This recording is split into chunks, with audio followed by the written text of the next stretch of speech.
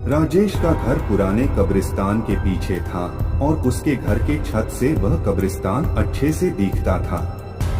वह रोज उस कब्रिस्तान को पार करके ही अपने काम पर जाता था। राजेश के 2 बच्चे थे और दोनों बच्चे बड़े ही शैतान थे। बड़े बेटे का नाम रॉकी और छोटे बेटे का नाम विकी था। एक बार गर्मी की छुट्टियों में रॉकी और विकी की बहन सोनिया भी आई हुई थी। तीनों मिलकर रात के लगभग 12 बजे एक रूम में ट्रूथ और डेयर खेल रहे थे। रॉकी सोनिया से पूछता है कि तुम ट्रूथ लोगी या डेयर। सोनिया डेयर लेती है और पूछती है कि तुम लोग कुछ खतरनाक करने के लिए तो नहीं कहोगे ना। तब रॉकी बोलता है, ये हुई ना बात तो जाओ अब छत पर और वहाँ से घूम के आओ और छत पर रखे गमले में से फूल भी तोड़कर लाना होगा, तभी हमें पता चलेगा कि तुम छत पर से आई हो। सोनिया बोलती है, छत पर से तो कब्रिस्तान दिखता है। नहीं, मैं नहीं जाऊंगी। रॉकी और विकी दोनों सोनिया को छत पर जाने के लिए जबरदस्ती बोलते हैं। सोनिया छत पर जाती है और जैसे ही गमले में लगे फूल की तरफ बढ़ती है, तभी उसकी नजर कब्रिस्तान की ओर पड़ती है। कब्रिस्तान में एक बड़ा सा सूखा पेड़ होता है। वह देखती है कि उस पेड़ पर एक सर कटी हुई उल्टी लाश लटक रही होती है। सोनिया उसे देखती है और जोर से चिल्लाती हुई बेहोश हो जाती है।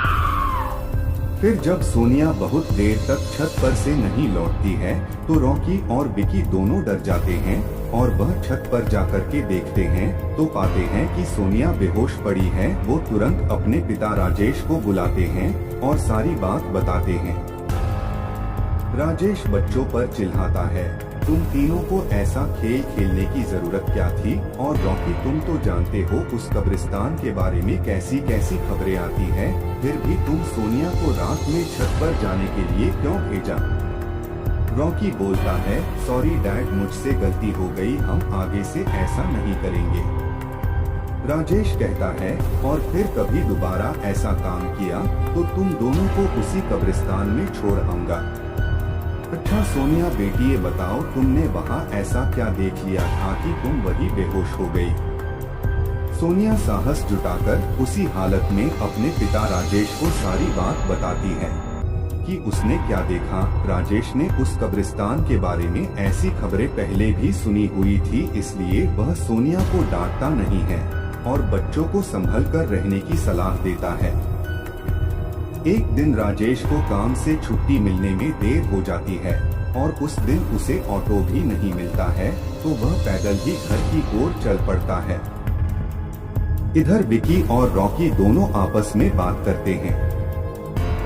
रॉकी बोलता है, विकी तुम्हें क्या लगता है सोनिया ने जो कहा वो सच है?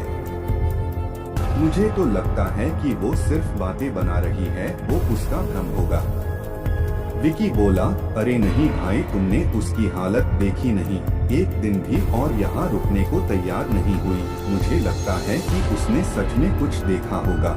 रॉकी बोला, चलो हम कब्रिस्तान में जाकर खुद ही देख लेते हैं। विकी बोला, अरे भाई तुम पागल तो नहीं हो गए हो? मुझे अपनी जान बहुत प्यारी है, मैं कहीं नहीं जाऊंगा और तुम भी मत जाओ। विकी के मना करने के बावजूद रॉकी नहीं मानता है और वह अकेले ही कब्रिस्तान की ओर चल देता है। कब्रिस्तान का दरवाजा खोलता है और अंदर चला जाता है। वह उस पेड़ की ओर भी देखता है जिस पर सोनिया को सर कटी हुई उल्टी लाश दिखी थी। रॉकी खड़े होकर उस पेड़ की ओर देखता है, तभी एक अदृश्य हाथ उसके पैरों को पकड़ लेता है। रॉकी डर जाता है और जोरों से चिल्लाने लगता है, बचाओ बचाओ, छोड़ दो मुझे, मुझसे गलती हो गई, मैं फिर कभी यहाँ दोबारा नहीं आऊंगा। दूसरे कोने पर एक कब्र होती है जो कि खुली हुई होती है, उसके ऊपर खून लगा हुआ होता है। वह अदृश्य हाथ रॉकी को खींच कर लाता है और उस कब्र में ढकेलने की कोशिश करने लगते हैं। रॉकी चिल्लाता है, छोड़ दो, मुझसे गलती हो गई, मैं फिर यहाँ कभी नहीं आऊंगा, मुझे मत मारो, मुझे जाने दो। राजेश काम से पैदल घर पहुँचने वाला ही होता है। जैसे ही वह कब्रिस्तान से गुजर रहा होता है तो उसे रॉकी की आवाज सुनाई देती है। राजेश बोलता है, ये तो रॉकी की आवाज लगती है और ये कब्रिस्तान से आ रही है, मुझे जाके देखना चाहिए। राजेश कब्रिस्तान में चारों ओर देखता है, लेकिन रॉकी कहीं नहीं दिखाई देता है। वह घर लौटकर आ जाता है और विकी से पूछता है कि रॉकी कहाँ है। विकी बताता है, पापा मेरे बार बार मना करने के बावजूद भी रॉकी कब्रिस्तान में चला गया। वो जानना चाहता था कि सोनिया जो कह रही थी वो सच है या नहीं।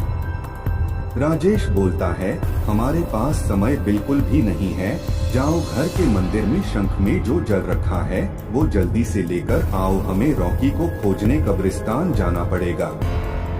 विकी वो जल लेकर आता है। राजेश और विकी कब्रिस्तान में जाते हैं। राजेश जल छिड़कता है, फिर उसे किसी के घसीटने का निशान दिखाई देता है। वह समझ जाता है और फिर उस निशान का पीछा करते हुए उस कब्र तक पहुंच जाता है। राजेश कब्र के आसपास वो जल छिड़कता है। कब्र से अजीब सी आवाजें आती है। विकी बहुत डर जाता है। राजेश बोलता है, मुझे लगता है कि श्रापित प्रेत आत्माओं ने रॉकी को इस कब्र के अंदर कैद कर लिया है।